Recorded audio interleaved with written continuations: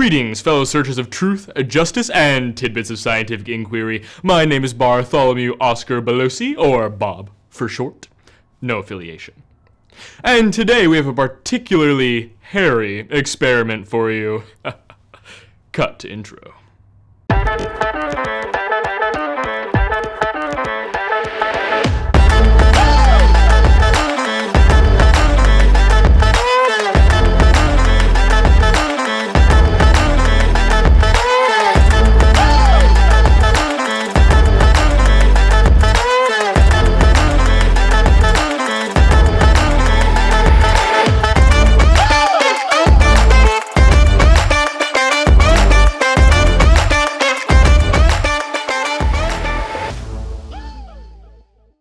Welcome back to the same show you were already watching.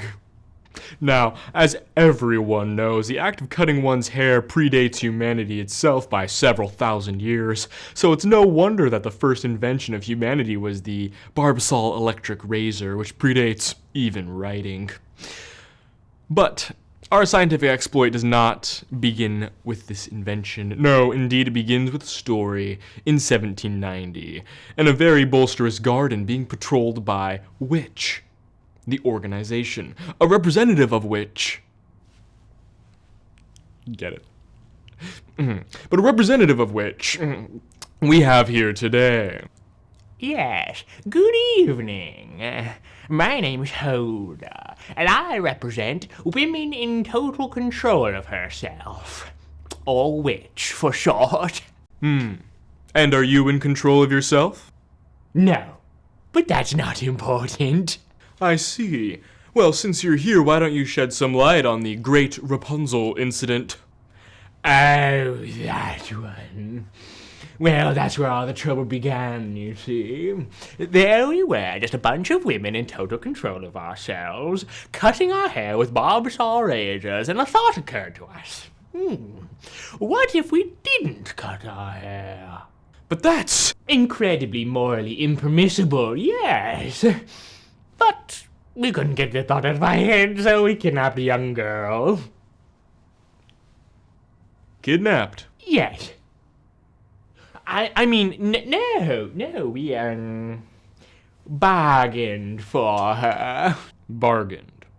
Yes, a bargain for them. For the incredibly low price of some flowers, yes. Campanula Rapunculus, I believe they were. And that's where she got her name from. Ah. So her name was Campanula Rapunculus? Yes. Yes. But most people just called her Rapunzel. That makes perfect sense to me. Yes, good. Oh, by the way, see me. I forgot to offer you an apple. No, thank you. I hear apples keep the doctor away.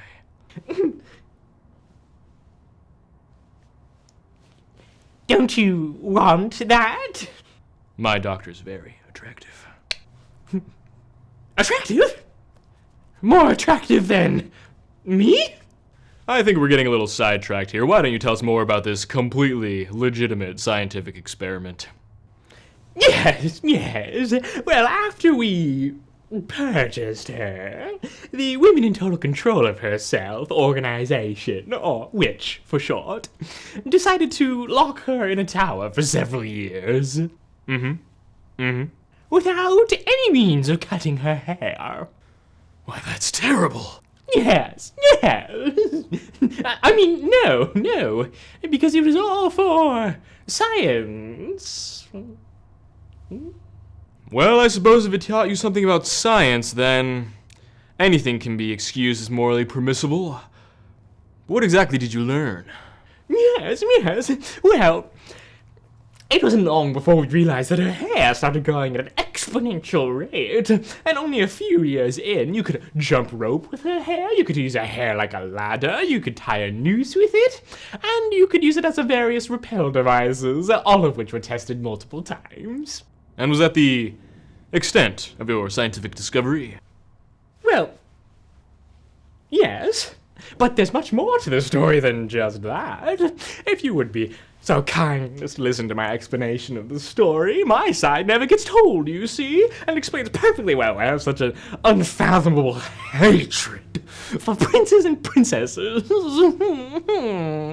Oh, geez, would you look at my, freckle? We're all out of time today. What? No. No. What about my story? But thank you for sharing your experience with your completely scientifically accurate and morally permissible story for us. This has been a hoot. And if you want to keep videos like these coming, just hit that like and subscribe button so that we can continue to feed you scientifically accurate tidbits of scientific inquiry. Thank you.